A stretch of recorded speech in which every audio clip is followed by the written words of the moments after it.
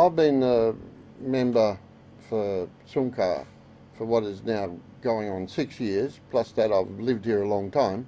No one from Nautilus, the Environmental Department, or anyone else has even bothered to ring me up or brief me. Nothing. So how, you know, this is, I don't care about disrespectful to me, Ken, as a person, but it's a bit disrespectful to the people who, for the second time, have voted me back again. I mean, you'd think they'd let me know what was going on, wouldn't you? That would be the first thing. Same as PMIZ. They scared of me. They won't even invite me there. It's a new technology that no one's ever heard of. And at first I thought it was like a big vacuum cleaner went along the bottom and sucked on a few tubes. Well, that didn't seem too bad. But it's not that. They bring all the stuff up, process it in the ship, and then chuck it over the side again. I mean, what sort of nonsense is this? And to say nothing lives down there, that's not true too. That's an absolute lie. That's an out-and-out lie. My position's clear. I too am worried about the environmental damage of the Nautilus activity, so we need to stop it and have a rethink. I can't see why PNG should be the guinea pig for this undersea mining. No one else has tried it yet. And also, that's on one side. On the other side, it's all tied up with the fishing, because the more you disturb the bottom, the more you'll disturb the fishing.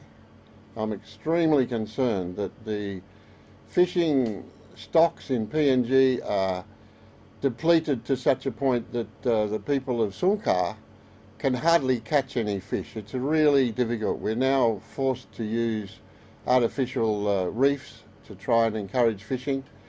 I am personally funding the court case against the injunction for PMIZ. I'm funding that myself as a person, not through the district, not through the provincial government, but myself as or my family are.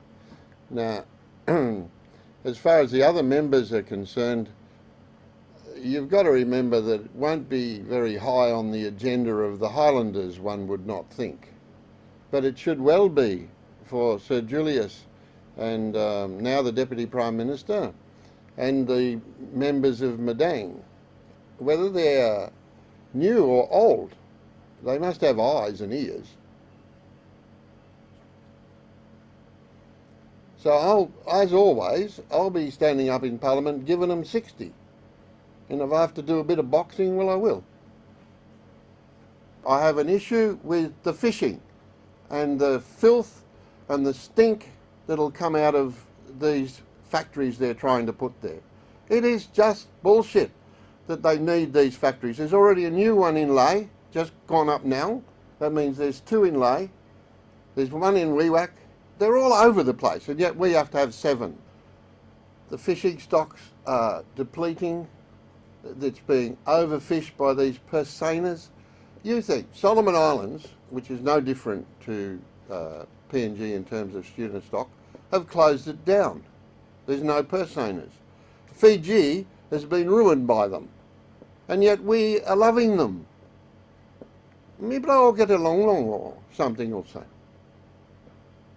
Also, in this little Nautilus here, and new plus something, so you may try him, huh? Not going to worry long old Mary, die long house sick, long carry him pickaninny or this la. No got you may try him, oh get a new plus something. Now money long overseas by come long here, no got ya. Or by kissing now hide him long overseas. No got talk. Simple matter. Stop it. Before, if you took your motor from Madang to Bag, the boat would be full of fish before you went 200 metres. Now you can go there and not catch one fish until you get to the reefs of Bag. And this is a fact, it's not fiction. No seabirds, no nothing.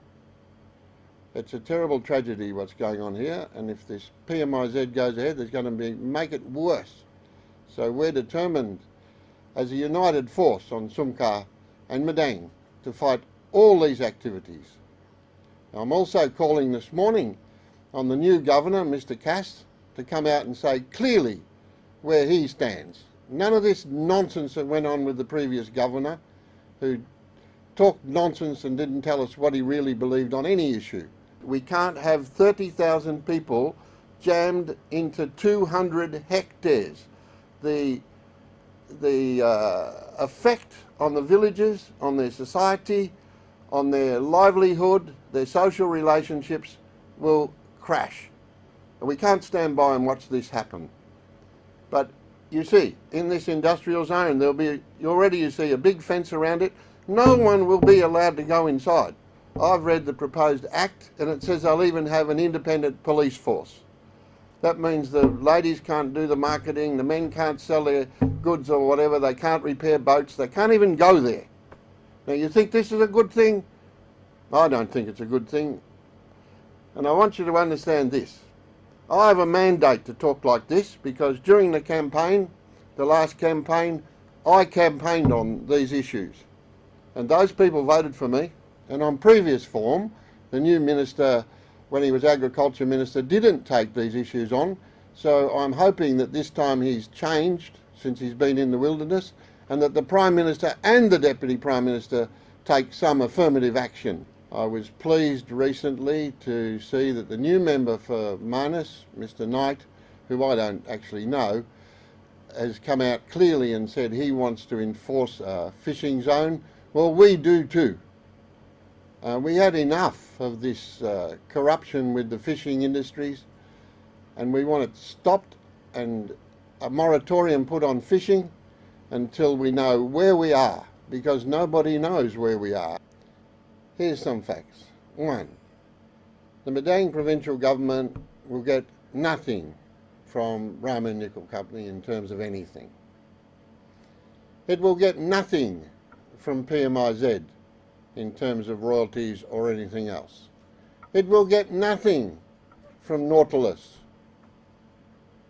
So why? We get nothing from all the fishing that's done here. We get nothing from RD Tuna in terms of fish royalties. So what do we do it all for? No one from Kaka or Bagbag going to get a job in all this. Not one. What do we do it for? We get nothing from any of these. So that's where the bare facts have to be laid out. In this Roman nickel thing, I asked Sir Ahmet, I said, well, how much are we going to get out of this to go towards education and all that? He said, I don't understand. Nothing, I think. I said, well, why do you support it then? Why do you support the PMIZ? They're not going to give anything to Madang Province. You talk about work, it won't go to the Bagbags and the Kakas or the Rempis or the Cunningans either. It'll go to outsiders. Nothing that we do in Madang helps Madang Province or helps the district. Where's the money that goes from all the fishing that NFA, this corrupt organisation, gets? Where does it go? I don't see any of it splashed around Bagbag much. A few boats for a few mates. That's what it all amounts to. We're being dominated from Port Moresby. We're being told what to do by all these overseas interests. The ministers in the past have been weak. They just succumb to the flesh pots of Asia and the money that's handed around.